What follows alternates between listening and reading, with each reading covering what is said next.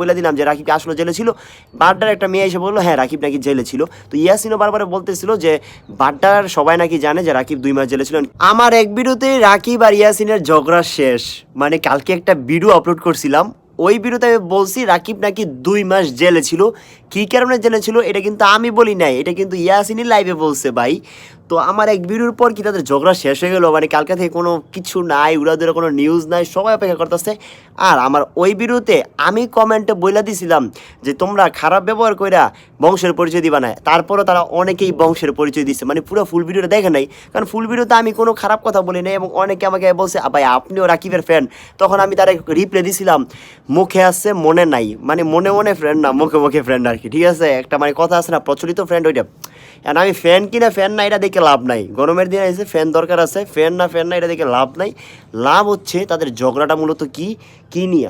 এখন আমি শুনলাম লাইভে যে রাকিব নাকি স্ট্রাইকও মারছে ইয়াসিনডে, তারপরে হচ্ছে এই প্রথম ছিল এটা হচ্ছে দুই মহিলার মধ্যে ঝগড়া, 2 মহিলা থেকে লাস্টে মামা বাগিনের মধ্যে ঢুকছে, মূলত ছিল অন্তর আর মিথিলার ঝগড়া, সেখান থেকে মামা বাগিনে ঢুকছে। এখন তুমি রাকিব আর ইয়াসিন তোমরা দুজনে যদি চিন্তা করে দেখো যে ঝগড়াটা প্রথম হয়েছে হচ্ছে অন্তর আর মিথিলাপুর, তো তাদের ভিতর থেকে তোমাদের কাছে এসে যাই হয়েছে ভাই, এটা নিয়ে আমার কোনো কথা নাই, কথা কইলেই ব্যাপার আমার উড়াই দিব স্ট্রাইক দিয়া, ঠিক আছে।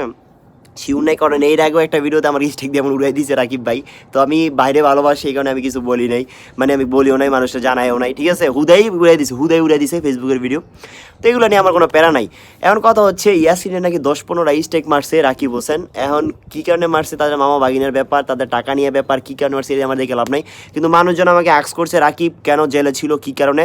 তো আমি নিজে জানি না, আমি লাইভে শুনছি ইয়াসিনের লাইভে, এখন আমি নিজে চোখে দেখি নাই, তার মানে আমি এটা বিশ্বাসও করি না, আবার আমি কেউ জানিও না বিশ্বাস করে। তো আমি আমার ভিডিওতে যখন লাস্ট কমেন্টে বলে দিলাম যে রাকিব আসলে জেলে ছিল, বাড্ডার একটা মেয়ে এসে বললো হ্যাঁ রাকিব নাকি জেলে ছিল। তো ইয়াসিনও বারবার বলতেছিল যে বাড্ডার সবাই নাকি জানে যে রাকিব 2 মাস জেলে ছিল, কী কারণে ছিল সেটা আমি লাইভে শুনতে পাইছি। মূলত রাকিব নাকি ডিবিকে মারধর করার কারণে জেলে ছিল, এটা আমি তার লাইভে শুনতে পাইছি ভাই, আমি নিজে বলি নাই, নিজে বানায়ও বলি নাই। এখন ভাই আমার কথায় বলতে উঠলে ভাই আমার মাফ করো, আমি এর আগেও বলছি। এখন অনেকে বলে, অ্যান্ড কালকার ভিডিও ছাড়ার পর অনেকে আমাকে বলছে ভিউর লেগে আমি এই ভিডিও করি। আরে ভাই এই যে রোদ্রে বৈশা সূর্যের তাপে ভিডিও করতেছি, ভিউ না এলে কি ভিডিও করে লাভ আছে। এখন এটা ট্রেন্ডিং পয়েন্ট, আমিও কয়ে দিয়েছি যে রোস্টারকে ট্রেন্ডিং পয়েন্ট এটা। এখন আমারও কিছু কথা বলা দরকার। অনেকে আমাকে ইনবক্সে মেসেজ দিছে ভাই তুমি রাকিব ইয়াসিন নিয়ে আমি তো ভিডিও বানাইবা না, রাকিব ইয়াসিনের ভিডিও বানাইবা না। হ্যাঁ বানাইছি। আরেকজনে আবার বলছে ভাই তুই আর কথাই কইস না, আমরা বেস্ট ফ্রেন্ড ছিল, তুই বস। রাকিব অন্তরা বেস্ট ফ্রেন্ড হোক, বয়ফ্রেন্ড হোক, গার্লফ্রেন্ড হোক, যেই কোনো ফ্রেন্ড হোক, এটা তো ভাই আপনার আর আমার জলার কোনো কথা না। তারা বিয়ে করছে, কে বেস্ট ফ্রেন্ডে কি বিয়ে করা যায় না, এটা তো স্বাভাবিক। এখন তাদের ব্যাপার, এখন এইসব কথা নিয়ে আমার কোনো ঝামেলা নাই। এখন আমার আম্মু সবসময় একটা কথা বলে যে মানে এই ঘটনাটা দেখে বলতেছে যে দেখছো একটা মেয়ে ঢুইকা টিমটারে পুরো নষ্ট করে দিল। আসলে মেয়ে ঢুইকা না, এটা ভাগ্যের কারণে, কারণ রাকিব কি কোনো সময় বিয়ে করতো না? হ্যাঁ বিয়ে করতো। তো একটা ঝামেলা আসলে তাদের মধ্যে মিসআন্ডারস্ট্যান্ডিং হয়ে গেছে। আর একটা কথা আমি সবসময় বলবো, একটা কথা আগের ভিডিওতে বলছি এখনও বলবো, এই কারণে দেখবা কি সব হেটার্সগুলো একটা লাভ হইতেছে। কী কারণে দেখছো? রাকিবের গোপন খবর সব বাড়ি যেতেছে যে রাকিব যে জেলে ছিল। আমি জানতাম না, তোমরা অনেকেই জানতো না, অনেকেই জানতো না, কিন্তু এটা গোপন খবর বাড়ে গেছে। এরপরে রাকিব অন্তরারে কী নিয়ে কী ঝামেলা, অন্তরা কার সাথে কী করছে, মিথিলা কার সাথে কী করছে, সব বাড়িতেছে। এইসব কিন্তু ভালো না।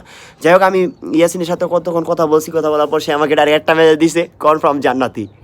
থাক, আমি কী নিয়ে কথা বলছি সেটা বললাম না, ঠিক আছে।